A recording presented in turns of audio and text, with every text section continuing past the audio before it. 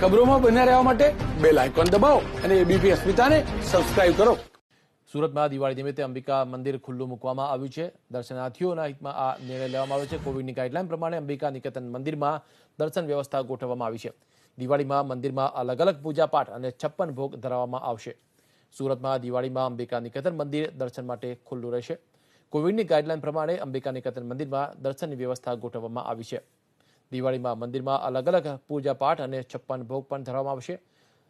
કોવિડની ગાઈડલાઈનનું સતત પાલન કરવાનું રહેશે અને નિયમોના આધારે જ દર્શનાર્થીઓને પ્રવેશ આપવામાં આવશે. માસ્ક પણ ફરજિયાત રહેશે. હાથને સેનેટાઈઝ કર્યા બાદ જ મંદિરમાં પ્રવેશ આપવામાં આવશે. શ્રી અંબિકા નિકેતન મંદિરમાં સુરતવાસીઓની અતૂટ શ્રદ્ધા છે અને મોટી સંખ્યામાં તહેવારોમાં ખાસ કરીને આ મંદિરમાં લોકોની ભીડ જામતી હોય છે. ત્યારે દિવાળી સમયે આ મંદિર ખુલ્લું રહેશે. કોવિડની ગાઈડલાઈન પ્રમાણે મંદિર ખુલ્લું રાખવાનો નિર્ણય કરવામાં આવ્યો છે ટ્રસ્ટ દ્વારા. દિવાળીમાં મંદિરમાં અલગ અલગ પૂજાપાઠ અને 56 ભોગ ધરાવાશે.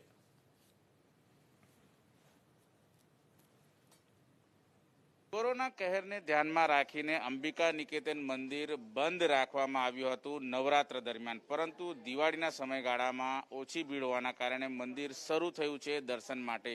માં અંબાના દર્શન તમે કરી શકો છો. સુરતમાં જે રીતે અત્યારે દર્શનાર્થીઓ છે એક બાદ એક આવી રહ્યા છે અને દર્શન કરીને તેઓ ઈશ્વરને પ્રાર્થના કરી રહ્યા છે, માં અંબાને પ્રાર્થના કરી રહ્યા છે કોરોના કાળમાં સૌને સુખી રાખે. આપણે દર્શનાર્થીઓ છે એમની સાથે વાતચીત કરીશું. આજે માં અંબાના દર્શન કર્યા, શું માંગ્યું, કઈ રીતે પ્રાર્થના અર્ચના કરી? માં અંબાના દર્શન કર્યા, ખૂબ આનંદ થયો. નવરાત્રી વખતે બંધ હતું મંદિર, બહુ જ it was a very bad feeling. કોઈ વાર પણ મંદિર બંધ નથી રહ્યા અને અમુક વાર થવું નહીં જોઈએ કે મંદિરો બંધ રહે. અને બસ માને પ્રાર્થના કરીએ કે કોઈ વાર આ કોરોના જલ્દી જતો રહે, જલ્દીમાં જલ્દી જતો રહે, બધાને જ આ ડરથી બહાર નીકળે અને બસ માને હંમેશા મંદિરમાં મળવા આવીએ. દિવાળીનો સમયગાળો છે, કઈ રીતે પ્રાર્થના અર્ચના કરી માં અંબા પાસે? દિવાળીના સમયે બસ માને પ્રાર્થના કરી કે બધાને જ સુખ શાંતિ સમૃદ્ધિ મળે અને બસ શાંતિ મળે, બીજું કંઈ નહીં. બિલકુલ. અન્ય દર્શનાર્થીઓ છે, આપ જણાવો કઈ રીતે પ્રાર્થના અર્ચના કરી છે, કેટલા વાગે આવ્યા હતા? हम यहाँ पे 8:30 बजे तक आए थे सुबह से, कि हमें पता था यहाँ पे अभी दिवाली का सीजन स्टार्ट हो गया है, जिसकी वजह से यहाँ पे थोड़ी भीड़ होगी, इसलिए हम जल्दी आए ताकि सुबह दर्शन जल्दी हो सके भगवान का. और यहाँ पे भीड़ होगी तो जिसकी वजह से हमें ध्यान रखना होगा खुद का. और बस यही प्रार्थना किया कि भगवान जी जल्दी से कोरोना को ख़त्म करें ताकि हम आराम से आ सके, आराम से जा सके. બસ ઇतना ही कहना चाहूँगी. Thank you.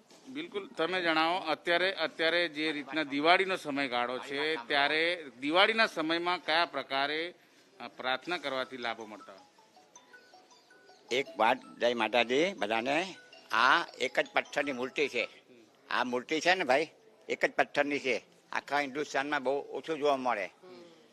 આ આખું સુરત શહેર બહુ સુખી છે. આ માતાજી જે સ્થાપન છે, આજે ગોલ્ડન જ્યુબિલી વર્ષ પૂરું થયું માતાજીનું. આજે 45 વર્ષથી હું આવું છું અહીંયા. નાનો નાથી આવું છું, લાખો માણસો જોયા છે. આ લોકોની સાથે અમારું કાર્ય છે અંદર. શું પ્રાર્થના કરી ભગવાન પાસે? તો માતાજી વિશ્વનું કલ્યાણ, સુરત શહેર બહુ સુખી છે, એકદમ શાંતિ સુખી થાય બધું. અમારી રોજની પ્રાર્થના ને સફળ થાય ને દરેકનું ડર જતો રહે, બીકોઝ ધેટ્સ વોટ ઇઝ. બિલકુલ જોઈ